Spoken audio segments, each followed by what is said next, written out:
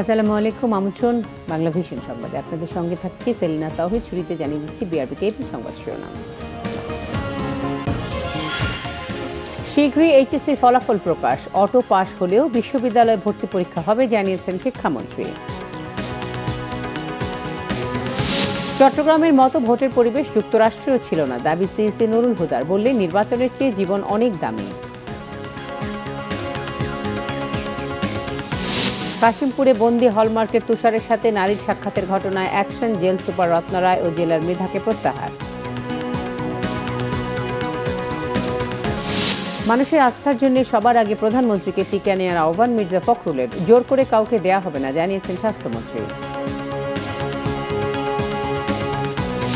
ভোজ্য তেলের দাম নিয়ে ব্যবসায়ীদের নানা অজুহাত, মধ্যস্বত্বভোগীদের দৌরাত্ম্যে ক্ষোভ বাণিজ্য মন্ত্রী। রমজানে বাজার সহনীয় করার আশ্বাস।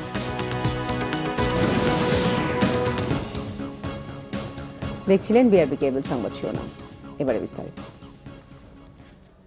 এইচএসসি ও সমমানের পরীক্ষার ফলাফল প্রকাশে উচ্চ মাধ্যমিক ও মাধ্যমিক শিক্ষা সংশোধন সহ 3টি বিল সংসদে পাশ হয়েছে। শীঘ্রই ফলাফল প্রকাশ করা হবে বলে জানিয়েছেন শিক্ষামন্ত্রী ডক্টর দীপুমণি। স্কুল খুললেও দশম ও দ্বাদশ শ্রেণীর ক্লাস নিয়মিত হবে, পাশাপাশি অন্যদের সপ্তাহে একদিন ক্লাস নেওয়ার পরিকল্পনা রয়েছে সরকারের। করোনার কারণে 2019 সালের এইচএসসি ও সমমানের পরীক্ষা নেওয়া সম্ভব হয়নি। তাই জেএসসি ও জেডিসি এবং এসএসসি পরীক্ষার ফলাফলের ভিত্তিতে অটো পাস দেওয়ার সিদ্ধান্ত নেয় সরকার। মঙ্গলবার আইনের সংশোধনী আনতে বিষয়টি সংসদে উপস্থাপন করেন শিক্ষামন্ত্রী ডাক্তার দীপুমণি। যাচাই বাছাইয়ের পর পাশ হলো উচ্চ মাধ্যমিক ও মাধ্যমিক শিক্ষা সংশোধন বিল 2021। Intermediate and secondary education amendment bill 2021 সংসদে পাশ হলো। এখন ফল প্রকাশের পর শিগগির ক্লাস শুরু হবে বলে সংসদকে জানান শিক্ষামন্ত্রী। জাতীয় পরামর্শ কমিটি আছে, তাদের সঙ্গে তাদের পরামর্শ অনুযায়ী আমরা কোন দিন থেকে খুলব সেটি আমরা ঘোষণা করব। এবং যখন খুলব আমাদের চিন্তাটি হচ্ছে যে যাদের এসএসসি এবং এইচএসসি আছে 2021 সালের, আমি একটু আগেই বলেছি যে তাদের অ্যাভারেজ ভার্সন, একটা অ্যাভারেজ কারিকুলামের ওপরে পরীক্ষা হবে। সেই ক্ষেত্রে তাদেরকে আমরা প্রতিদিন, শুধুমাত্র দশম এবং দ্বাদশ শ্রেণীর শিক্ষার্থীরা তারা প্রতিদিন ক্লাস করবেন, আর অন্যান্য যে ক্লাসগুলো তারা সপ্তাহে হয়তো এই প্রাথমিক পর্যায়ে একদিন করে আসবেন। অটো পাস হলো বিশ্ববিদ্যালয়ে ভর্তিতে পরীক্ষা থাকবে বলেও জানান শিক্ষামন্ত্রী। ভর্তির ক্ষেত্রে পরীক্ষা নেওয়া হবে এবং সেটি আমরা আশা করছি গুচ্ছ পদ্ধতিতেই হবে। এখন পর্যন্ত মাত্র 4টি বিশ্ববিদ্যালয় ছাড়া বাকি সকল বিশ্ববিদ্যালয় গুচ্ছ পদ্ধতিতে তারা পরীক্ষা নেবার ব্যাপারে সম্মত হয়েছে। রবিবার সংসদে বাংলাদেশ কারিগরি ও মাদ্রাসা শিক্ষা বোর্ড সংশোধন বিলও পাশ হয়। সৈয়দ আব্দুল মুহিত, বাংলা ভিশন, ঢাকা। মার্কিন নির্বাচনেও চট্টগ্রাম সিটি নির্বাচনের মতো পরিবেশ ছিল না বলে দাবি করেছেন প্রধান নির্বাচন commissioner K M Nurul Huda. চট্টগ্রামের নির্বাচনের দায়িত্বপ্রাপ্ত কর্মকর্তা ও আইন শৃঙ্খলা বাহিনীর সদস্যদের সাথে মতবিনিময়ের সময় তিনি দাবি করেন। চট্টগ্রাম সিটি নির্বাচনে সেনা মোতায়েন কোনো পরিকল্পনা নেই বলেও জানিয়েছেন তিনি। রবিবার দুপুরে চট্টগ্রাম সার্কিট হাউসে চট্টগ্রাম সিটি নির্বাচনের দায়িত্বপ্রাপ্ত কর্মকর্তা এবং আইন শৃঙ্খলা বাহিনীর সদস্যদের সাথে মতবিনিময় করেন সিইসি নুরুল হুদা। বলেন, প্রতিদ্বন্দ্বীদের মধ্যে প্রতিযোগিতা থাকবে, প্রতিহিংসা কাম্য নয়। নির্বাচনী সহিংসতায় ক্ষোভ প্রকাশ করে তিনি প্রার্থীদের শান্ত থাকারও পরামর্শ দেন। বিকেলেও নির্বাচনের দায়িত্বপ্রাপ্ত কর্মকর্তা এবং আইন শৃঙ্খলা বাহিনীর সদস্যদের সাথে মতবিনিময় করেন প্রধান নির্বাচন কমিশনার। পরে সাংবাদিকদের বলেন, ইভিএম এ ভোট হবে পুলিশ প্রহরায়।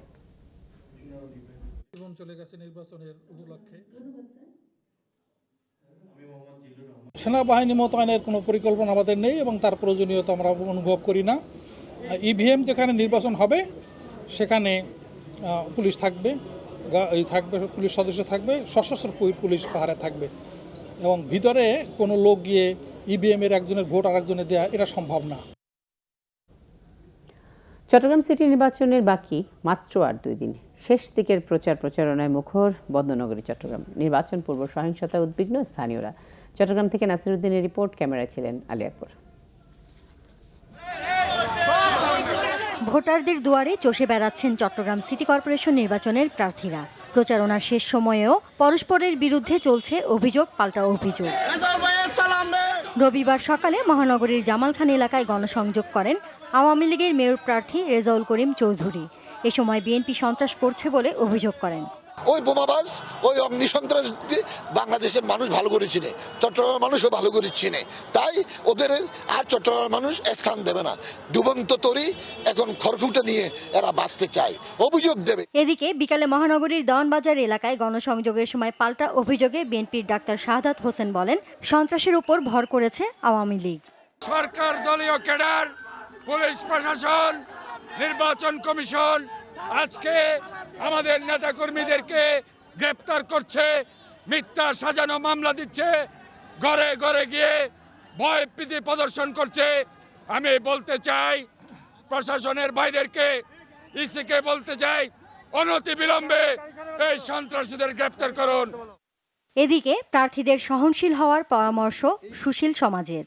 উত্তাপটা বেড়ে গেছে, এখন সেই উত্তাপটা কমানোর জন্য উভয় পক্ষকে অনেক বেশি সহনশীল হতে হবে। সহনশীল যাদের যত বেশি ক্ষমতা আছে তাদের তত বেশি সহনশীল হতে হবে। বুধবার ইভিএম এর মাধ্যমে অনুষ্ঠিত হবে চট্টগ্রাম সিটি কর্পোরেশনের ভোট গ্রহণ। Bangla vision news desk. দেশবিরোধী অপপ্রচার ও ষড়যন্ত্রের বিরুদ্ধে সবাইকে ঐক্যবদ্ধ হওয়ার আহ্বান জানিয়েছেন আওয়ামী লীগ সাধারণ সম্পাদক ওবায়দুল কাদের। একটি স্বার্থান্বেষী মহল করোনা টিকা নিয়ে অপপ্রচার করছে বলেও অভিযোগ করেন তিনি। আর তথ্যমন্ত্রী ডক্টর হাসান মাহমুদ বলেছেন, ভারত বিরোধিতা করে দেশের উন্নয়ন হবে না। যারা ভারত বিরোধিতা করেন তারাই গোপনে আঁতাত করেন বলেও অভিযোগ তার। আওয়ামী লীগ সাধারণ সম্পাদক ওবায়দুল কাদের সকালে তার সরকারি বাসভবনে নিয়মিত ব্রিফিংয়ে অংশ নেন। এ সময় তিনি বলেন, দলের অভ্যন্তরে গণতন্ত্র চর্চায় শেখ হাসিনা অনন্য নজির স্থাপন করেছেন। দেশব্যাপী পৌরসভা নির্বাচনে বিদ্রোহী প্রার্থীদের বিষয়ে এরই মধ্যে দলের অবস্থান স্পষ্ট করা হয়েছে। একটি বড় রাজনৈতিক দল টিকা সংগ্রহের আগে থেকেই টিকা ব্যবস্থাপনায় দুর্নীতির কল্পিত অভিযোগ করছিল। এখন টিকার ব্যবস্থা নিয়ে তারা মিথ্যাচার শুরু করেছে। বিএনপির কল্পিত অভিযোগ এবং টিকা নিয়ে অপপ্রচার এক সূত্রে গাঁথা। বিএনপি করোনাকালে অসহায় মানুষের পাশে না দাঁড়িয়ে ন্যাক্কারজনক রাজনীতি করেছে। এদিকে নেতাজি সুভাষচন্দ্র বসুর ১২৫তম জন্মজয়ন্তীতে ঢাকার সিরডাপ মিলনায়তনে আলোচনা সভা, চিত্র প্রদর্শনী, সুভাষ স্মারক গ্রন্থের মোড়ক উন্মোচন হয়। এতে অংশ নিয়ে তথ্যমন্ত্রী বলেন, করোনার ভ্যাকসিন পাওয়া নিয়ে অপপ্রচার করেছিল একটি গোষ্ঠী, কিন্তু বাংলাদেশের মানুষ ভ্যাকসিন পাচ্ছে সঠিক সময়ে। বাংলাদেশে অনেক অপপ্রচার করা হয়েছিল, যে একটি ভুল সংবাদের প্রেক্ষিতে বলা হয়েছিল বাংলাদেশ সঠিক সময়ে করোনা ভ্যাকসিন পাবে না। সেই ভুল সংবাদকে মিথ্যা প্রমাণিত করে ভারতের পক্ষ থেকে সঠিক সময়েই, অর্থাৎ জানুয়ারি মাসে আমরা বলেছিলাম আমরা করোনা ভ্যাকসিন জানুয়ারি মাসে পাব, সেই জানুয়ারির মাঝামাঝিতেই আমাদের দেশে ভারত থেকে করোনা ভ্যাকসিন এসছে। এজন্য ভারত সরকারকে ধন্যবাদ জানাই। কিছু মানুষের মূল এজেন্ডা ভারত বিরোধিতা বলেও মন্তব্য করেন ডক্টর হাসান মাহমুদ। আমি আশা করব যারা ভারত বিরোধিতাকে। মুহিবুল্লাহ মুহিব, বাংলা ভিশন, ঢাকা। করোনার ভ্যাকসিনের প্রতি মানুষের আস্থা ফেরাতে সবার আগে প্রধানমন্ত্রীকে টিকা নেওয়ার আহ্বান জানিয়েছেন বিএনপি মহাসচিব মির্জা ফখরুল ইসলাম আলমগীর। আর গণস্বাস্থ্যের প্রতিষ্ঠাতা ডক্টর জাফরুল্লাহ চৌধুরী বলেছেন, বেসরকারিভাবে আমদানির অনুমতি দিলে সরকারি টিকা চুরি হবে ও নকল হবে। ২৪ জানুয়ারি গণ অভ্যুত্থান দিবস উপলক্ষে জাতীয় প্রেস ক্লাবে আলোচনা সভা করে নাগরিক ঐক্য। এতে বিএনপির মহাসচিব মির্জা ফখরুল ইসলাম আলমগীর অভিযোগ করেন, সরকার মানুষের জীবন নিয়ে ছিনিমিনি খেলছে, করোনাকে গুরুত্ব না দিয়ে তারা ব্যস্ত অন্য কাজে। এই ভ্যাকসিন নিয়ে মানুষের যথেষ্ট রকমের সন্দেহ আছে, এবং সেটা ওই যে আপনার গিফট হিসাবে এসছে, উপহার হিসেবে এসছে, সেগুলো নিয়ে মানুষ অনেক কথা বলছে। আমার প্রস্তাব যে মানুষের এই যে আপনার সন্দেহ, মানুষের যে অনাস্থা, এগুলো দূর করার জন্য পৃথিবীর অন্যান্য সভ্য দেশগুলোতে যা করেছে, যুক্তরাজ্যে কুইন নিজে, রানী নিজে ইঞ্জেকশন নিয়েছেন প্রথম, আপনার রাশিয়াতে পুতিন নিয়েছে, আমেরিকাতে বাইডেন নিয়েছে। আমি বলবো যে প্রধানমন্ত্রী আজকে আপনি প্রথম টিকাটা নিন, নিয়ে মানুষকে বলেন যে এটাতে ভয়ের কিছু নেই। অনুষ্ঠানে বেসরকারি খাতে টিকা আমদানি বিরোধিতা করেন গণস্বাস্থ্যের প্রতিষ্ঠাতা ডাক্তার জাফরুল্লাহ চৌধুরী। বেসরকারি খাতে টিকা আমদানি। সরকার অত্যন্ত ভুল কাজ করছে। বেসরকারি খাতে টিকা হলে এই জাতীয় যে জিনিসের দাম বেশি হয় সেই জিনিসের ভেজাল হয়, নকল হয়। এই বেসরকারি টিকায় কী হবে? সরকারি টিকা চুরি হবে। 1 নম্বর, সরকারি টিকা চুরি হবে, এই টাকায় তারা বিক্রি করবে। দ্বিতীয়ত, এটা যে কেরানীগঞ্জের যে পানি ভরে দেবে না অথবা মুরগির টিকা দেবে না, তার কোনো গ্যারান্টি আপনাদের নাই।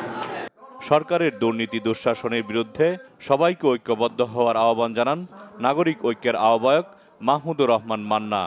নিজেরা ঝগড়া করে একজন আরেকজনকে দুর্নীতিবাজ বলেন, চোর বলেন, ডাকাত বলেন এবং রাজাকার বলেন। আমরা বললেই মামলা। দেবতাদের বেলা লীলা খেলা, পাপ খালি আমাদের বেলা। জাহাঙ্গীর আকন্দ, বাংলা ভিশন, ঢাকা। করোনার ভ্যাকসিন বাধ্যতামূলক নয়, কাউকে জোর করে ভ্যাকসিন দেওয়া হবে না বলেছেন স্বাস্থ্যমন্ত্রী জাহিদ মালেক। জানান, মন্ত্রী সচিবদেরও ভ্যাকসিন দেওয়া হবে, আগে দেওয়া হবে ফ্রন্টলাইনারদের। সরকার করোনার অ্যান্টিবডি টেস্টের অনুমতি দিয়েছে বলেও জানান মন্ত্রী। ভারতের সেরাম ইনস্টিটিউট থেকে কেনা 3 কোটি ভ্যাকসিনের প্রথম চালানে 50 লাখ ডোজ দেশে পৌঁছবে সোমবার। এ নিয়ে রবিবার দুপুরে স্বাস্থ্য মন্ত্রণালয়ে সাংবাদিকদের সাথে কথা বলেন মন্ত্রী জাহিদ মালেক। জানান, বিশ্ব স্বাস্থ্য সংস্থার গাইডলাইন মেনে টিকা প্রয়োগের প্রস্তুতি শেষ পর্যায়ে। আমরা এখন থেকে অ্যান্টিবডি টেস্ট করার জন্য অনুমোদন দিয়ে দিচ্ছি। বাংলাদেশে ভ্যাকসিন কারো জোর করে প্রয়োগ করা হবে না এবং ভ্যাকসিন স্বাধীনভাবে নিবে। মন্ত্রী আরও বলেন, এই ভ্যাকসিনের পার্শ্ব প্রতিক্রিয়া খুব সামান্য। এ নিয়ে নেতিবাচক মন্তব্য করা থেকে সবার বিরত থাকা উচিত।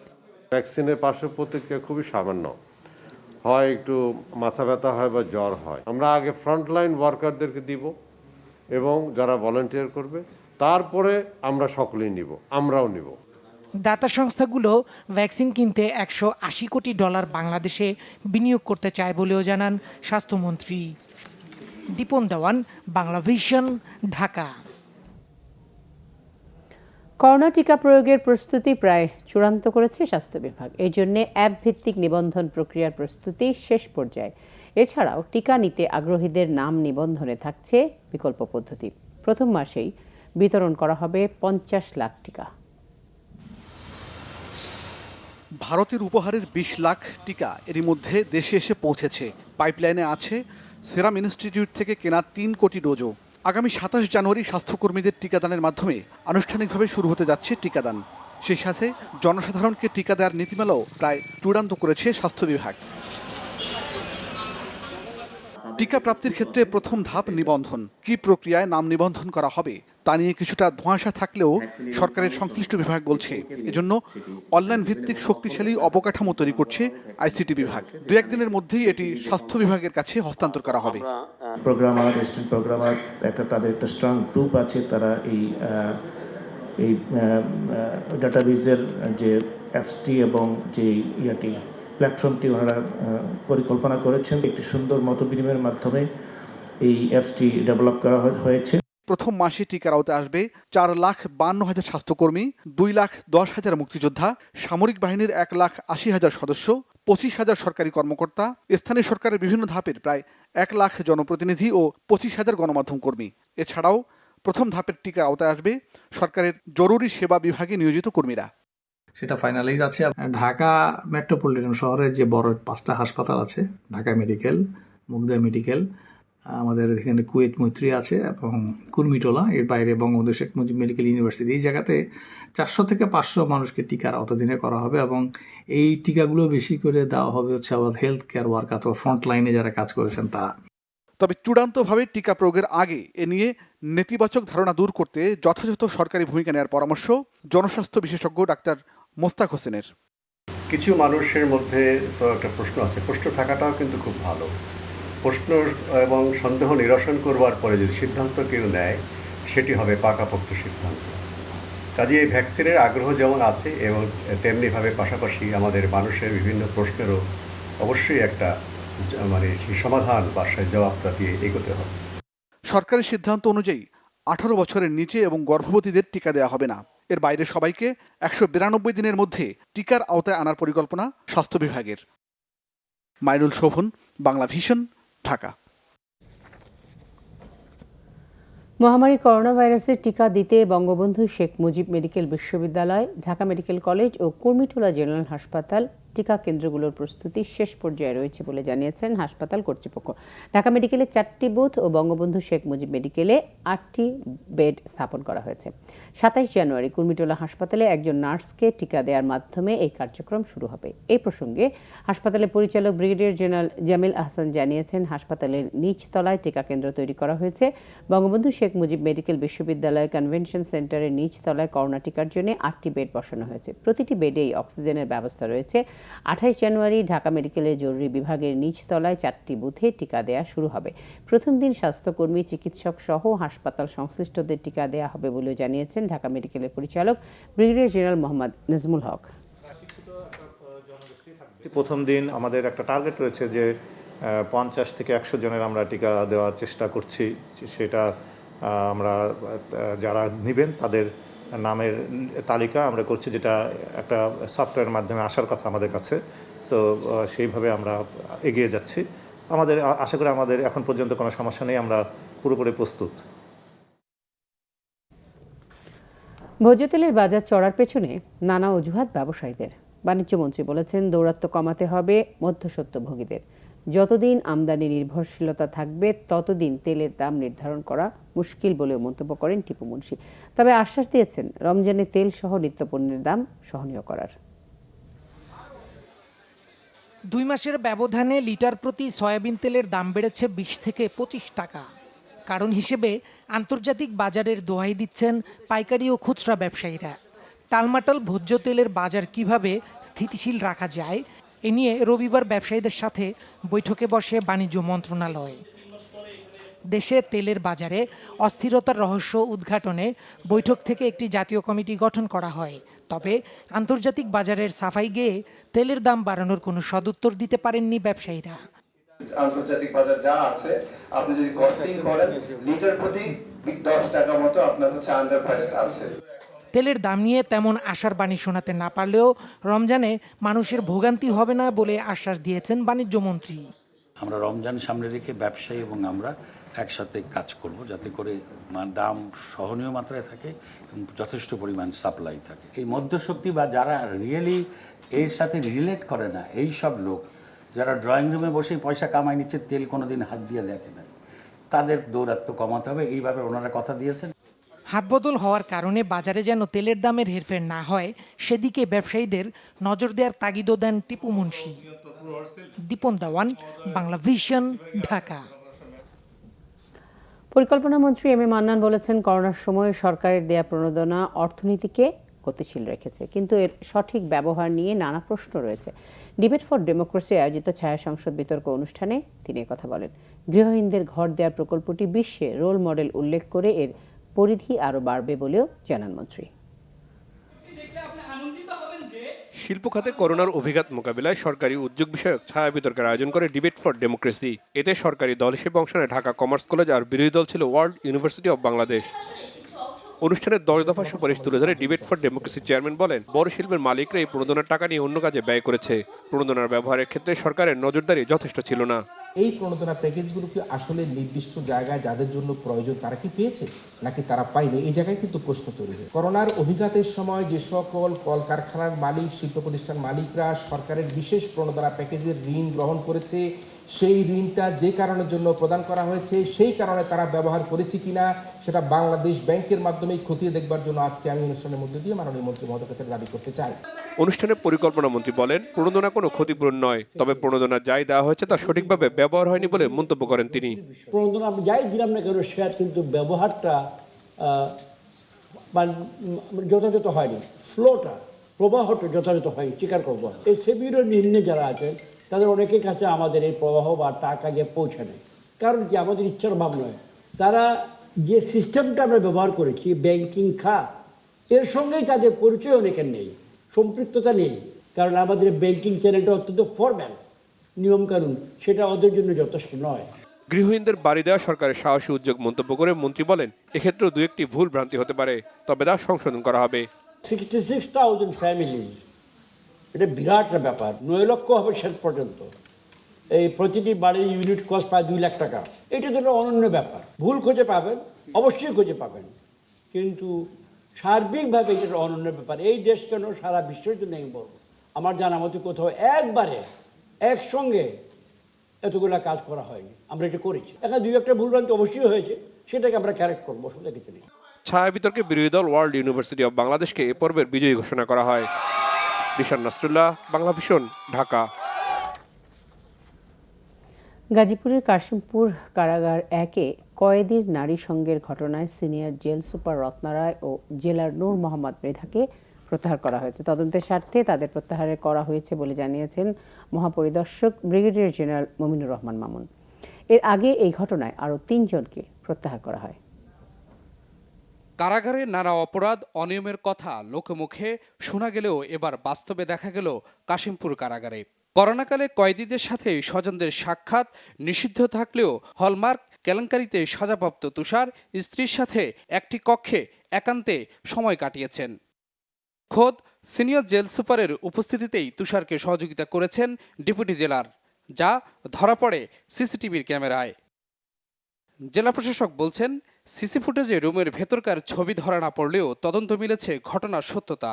কমিটি তাদের তদন্ত কার্যক্রম ইতিমধ্যে সম্পন্ন করেছে এবং তারা খুব শীঘ্রই আমাদের কাছে প্রতিবেদন দাখিল করবেন। তদন্ত প্রতিবেদনে যে সুপারিশ থাকবে এবং যে ফাইন্ডিংস থাকবে সেই অনুপাতে প্রয়োজনীয় ব্যবস্থা গ্রহণের জন্য আমরা মন্ত্রণালয়কে অনুরোধ করব। সুষ্ঠু তদন্তের মাধ্যমে ঘটনার সাথে জড়িতদের বিরুদ্ধে ব্যবস্থা নেওয়া হবে বলে জানিয়েছেন কারা মহাপরিদর্শক ব্রিগেডিয়ার জেনারেল মমিনুর রহমান মামুন। কাশিমপুর 1 কারাগারের সিনিয়র জেল সুপার রত্না রায়, জেলার নূর মোহাম্মদ মৃধাকে প্রত্যাহার করে সদর দপ্তরে সংযুক্ত করা হয়েছে। কারাগারে কয়েদির নারী সঙ্গের গুরুত্বপূর্ণ তথ্য পেয়েছে তদন্ত কমিটি। প্রতিবেদন হাতে পেলে ব্যবস্থা নেওয়ার আশ্বাস দেন কারা কর্তৃপক্ষ। এসএম ফয়েজ, বাংলা ভিশন, ঢাকা। পররাষ্ট্রমন্ত্রী ডক্টর একে আব্দুল মোমেন বলেছেন, বাংলাদেশ সম্পর্কে আন্তর্জাতিক গণমাধ্যম ও সার্চ ইঞ্জিন গুগলে অনেক নেতিবাচক প্রচারণা রয়েছে। এগুলো দূর করতে সাংবাদিকদের ভূমিকা রাখার আহ্বান জানিয়েছেন তিনি। করোনা দুর্যোগে ঝুঁকি নিয়ে দায়িত্ব পালন করায় বেশ কয়েকজন সাংবাদিককে পুরস্কৃত করে America chamber of Bangladesh AmCham। এ উপলক্ষে বিকেলে এক ভার্চুয়াল অনুষ্ঠানে পররাষ্ট্রমন্ত্রী বলেন, বাংলাদেশের চেয়ে যুক্তরাষ্ট্রে আইনশৃঙ্খলা রক্ষাকারী বাহিনীদের বিরুদ্ধে হত্যা নির্যাতনের অভিযোগ বেশি। তারপরও বিশ্ব মিডিয়ায় বাংলাদেশকে দুর্ভিক্ষের দেশ, দরিদ্র ও সংঘাতপূর্ণ দেশ হিসেবে তুলে ধরা হচ্ছে। পররাষ্ট্রমন্ত্রী বলেন, সাংবাদিকদের দল মতের ঊর্ধ্বে উঠে সংবাদ পরিবেশন করতে হবে। ঢাকায় নিযুক্ত মার্কিন রাষ্ট্রদূত রবার্ট আর্ল মিলার বলেন, যুক্তরাষ্ট্র সবসময় গণমাধ্যমের অবাধ স্বাধীনতায় বিশ্বাস করে। করোনাকালে সংবাদের মাধ্যমে সচেতনতা বাড়ানোর স্বীকৃতি হিসেবে বাংলা ভিশনের স্পেশাল করেসপন্ডেন্ট তাইমুর রশিদ ছাড়াও বেশ কয়েকজন সাংবাদিককে বিজয়ী ঘোষণা করে AmCham। সংবাদ শেষ করছি। বিআরবি কেবল শিরোনামগুলো আরও একবার জানিয়ে, শীঘ্রই এইচএসসির ফলাফল প্রকাশ। অটো পাস হলেও বিশ্ববিদ্যালয়ে ভর্তি পরীক্ষা হবে জানিয়েছেন শিক্ষামন্ত্রী। চট্টগ্রামের মতো ভোটের পরিবেশ যুক্তরাষ্ট্রেও ছিল না, দাবি সিসি নুরুল হুদার। বললেন, নির্বাচনের চেয়ে জীবন অনেক দামি। কাশিমপুরে বন্দি হলমার্কের তুষারের সাথে নারীর সাক্ষাতের ঘটনায় অ্যাকশন জেল সুপার রত্না রায় ও জেলার মৃধাকে প্রত্যাহার।